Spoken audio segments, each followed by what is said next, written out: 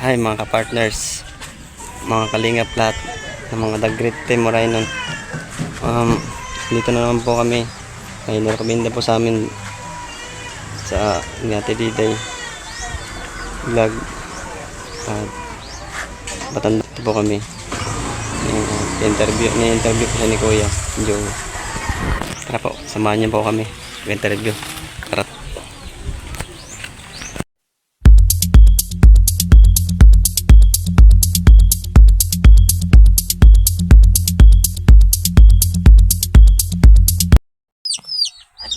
Si Ate Ros.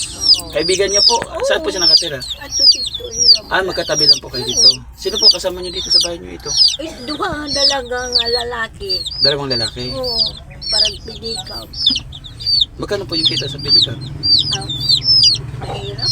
Ang kita sa Di nga ni Dani kami, di nga ni makabal yung buga. Ano daw te? Minsan daw hindi sila makabili ng bigas bigas. kasi nagbaboundary, hulog sila sa Hindi pilikan. lang namin na pidikaw. Magkano po yung binabondre sa pilikan? Kuwan, 60. 60. Oo. Ikaw makawan na rin kasi isang araw, 40 yun sa'yo. Oo. Nakakamagkano naman sa isang araw, 300. Diri, iba. Hindi Dani, makadali. makasobra lasi. May 100 lang. Malalaki na po. Ilang taon na po yung mga anak? Wala pa po asawa? Wala pa. Hindi po silang wala pa silang option na maghanap ng ibang trabaho. Waray, buwan sila. Opo, kasi po kahit papaano, sana kahit papaano matulungan yung sitwasyon po ni Nanay Lorita. No, paano kayo nakakaano po dito, Nay? Nakakatulog, paano kayo nagsasama-sama? Ikaw, Sila. dito ka natutulog. Oo. Mamaya mga kapatid, papakita natin yung tulugan ni Nanay. Dito ka. Oo. Sila? Saan sila? Isa dito. Doon. Oh, asayo di takin ko. At Nakatakot isa ate. daw No? doon. Since ng mga lalaki naman yung dalawa, kanya-kanya na lang sila ng pwesto. Basta yung matanda, dito siya Dito daw siya. natutulog. Gano'n to po katagal itong bahay po ninyo? Grabe oh. Sira-sira na. Matagal na rin to. Nahirapan lang sila maglikom ng mga materyales kasi siyempre kung may natitira man dun sa pagkain nila, katulad niya nagkasakit siya. Oo. May anak siyang mga babae pero siguro may mga kanya-kanyang pamilya, hirap din sa buhay. Ay, may mga anak ka na talagang may mga... nakikita ng mga anak niya yung sitwasyon. Oo. O kaya sila, nagpo-provide na lang sila ng makakaya nila dito. Dalawang lalaki. Nanay Lorita, ang pag-uusap po natin ay i-upload ko po sa YouTube ha. Okay lang po sa inyo? Para kahit paano mayroon makapanood na may mabuting puso, mabigyan kayo ng konting tulong. Ano? Yun, wag naman po na sana natin mamasamain yung intensyon natin kay Nanay kasi ang hagad po natin na matulungan po natin sa abot ng ating makakaya. Sa ngayon, ang ating munting channel ay wala po kakayahan makatulong sa pangangailangan po ni Nanay Lorita. Pero alam ko na makaraming mga may puso, mga viewers, mga kalingap supporters, alam ko marami nagmamahal.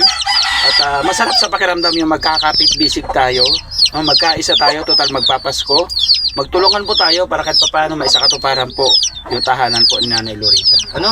Okay lang po ba Nanay na ma-repair ito o anong plano po ninyo? Upo, sabihin mo. Kasi grabe, walang ahas dito Nay. Nanay, talaga dito nanay. Inom din yung pagkatulog sila. Naalit na ko. Ibig sabihin Ano daw po? Ibig sabihin niya, tulog sa pag-aalala na yung bigla na lang sila mamagsakan, ganyan.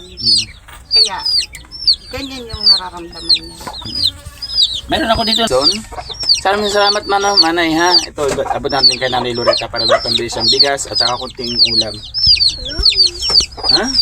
Ano sasabi mo kay Manay Tere? Salamat po. Si Manay Tere taga Katarman pero nasa US po siya. Ang siya. Opo. At napakabuti ng puso ni Manay Tere. Kasi isa po sa sumusuporta at nabibigay ng pagmamahal sa mga kababayan natin dito sa Sabah. Ayaw mo na pagka ha. Hindi ko na ipapangako na babalik po ako, pero pagka meron po nagbigay ng pagmamahal, dadalhin ko po dito sa inyo. No, pasensya ka na muna diyan ha. Salamat. Po. Salamat. Thank you po ha, mag-ingat kayo palagi. Buo si Nanay Lorita. Basta tuloy lang tayo, ha? Oo. Kung ano mang pagsubok na pinagdadaanan natin, patuloy tayong magdasal sa Panginoon Diyos. Ang Diyos ko. Oo, kay buti ng Panginoon Diyos. Ini-expect mo ba na ganitong araw may pupunta sa'yo dito at mamumusta sa kalagayan mo? Wala. Hindi mo naalala? Magdasal po tayo. Kasi may gagamitin ng Panginoon Diyos para kahit paano matuntun kung ano yung sitwasyon mo ngayon. No? Yung anak mo nasa Maynila, kumustahin mo? Ay, Sige na, kumustahin mo? ito, hindi ko na kukuanan. Tawagan.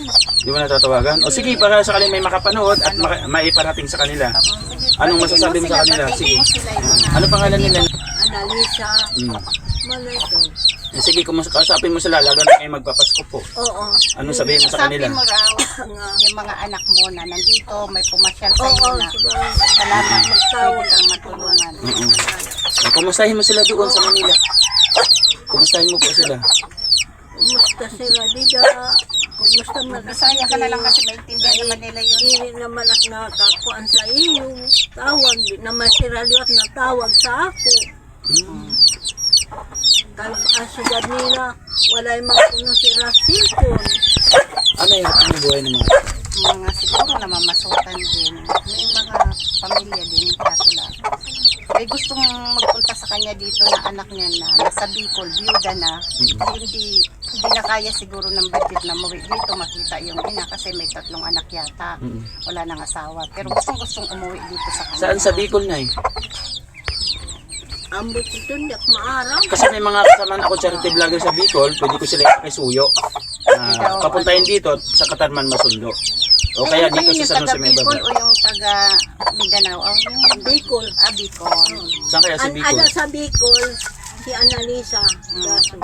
Kaso. Ayan. Ate Annalisa Gaso, kung sakalang nanonood po kayo, no? At nandito po yung nanay, sila Nanay Loreta, na kumusta po natin yung kanyang kalagayan. Napakahirap, no? At sana kahit paano kung ano yung kaya natin may tulong, magkaisa po tayo para kay Nanay Loreta. No, pasalamatan ko lang yung ating ngayon, yung ating vlog ngayon. Siyempre, nagmula po kay Manetira Anderson yung pagmamahal. Pasensya ka na talaga, ha? Opo, okay lang po ba na maipakita ko yung bahay po ninyo? Ayan, okay lang daw po. Happy birthday! Happy birthday. Very good. Tuyong ko na siya na. Oo, umiyak. Pasalamat tayo at inabot tayo ng ganong edad. Malaking karangalan na marating natin yung ganong klaseng edad kasi na marami nangangarap. Kaya dasal-dasal lang tayo. Partners, ang bahay na daanan namin dapa po siya, dapang-dapa. Pag nakapasok ka po, pumasok ka, yuyuko ka, hindi ka makapasok pag nakatayo ka po. Ito po.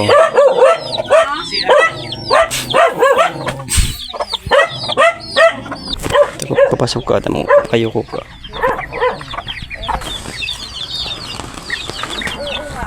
Kasama mo. Po, bahay ni nanay, dapa.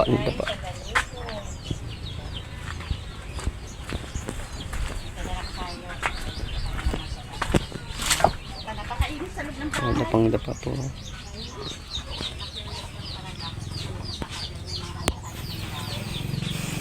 Diba? Dapa. Nakawawa naman bahay ni nanay. Kaya sana po siya may mabuting puso. Tulungan niyo naman po siya. Comment lang po kayo. Peace sa YouTube ko. Channel ko. Yeah. Thank you so much po, no? Kay Marcelina, shout out sa iyo, Mars. Maraming salamat sa pagmamahal mo. Ate Bit Jones, maraming salamat. Mag-ingat ka palagi dyan, Ate Bit Jones. Ate Jubita Bilis Tejero, maraming salamat. Kay Miss Kayabia, maraming salamat po. Ito Malinaw, syempre. Thank you so much po kay Ma'am Hawaii. Sabi ko kay Ma'am Hawaii, mabait yun. Merry Christmas, Ma'am Hawaii. May Christmas daw. Salamat ka na. Salamat Ma'am Ay, Merry Christmas po. At syempre kay Miss Ay, kay Ma'am Ay, maraming salamat po ng from Baguio. Kay Tita Inday Purio, maraming salamat din po. At kay Miss Ilma Valderrama, maraming salamat. Ito na lang po mag-outro. Maraming salamat at nakatapos na naman kami ng vlog. Ginabayan kami ng Panginoon sa mga lakad namin. Patuloy po kami gabayan. Suportahan. At papasalamat po ako sa mga sumusuporta sa The Great Team Marainon. Patuloy niyo pong suportahan si Kuya Joey sa YouTube channel niya. At sa Team Marainon. Maraming salamat po. tuloy yung supportahan yung mga upload ni Kuya Joey at sa lahat ng mga taga Timoray nun. Yun po mga partners, pagod na rin po kayo and bye na po, see you next vlog.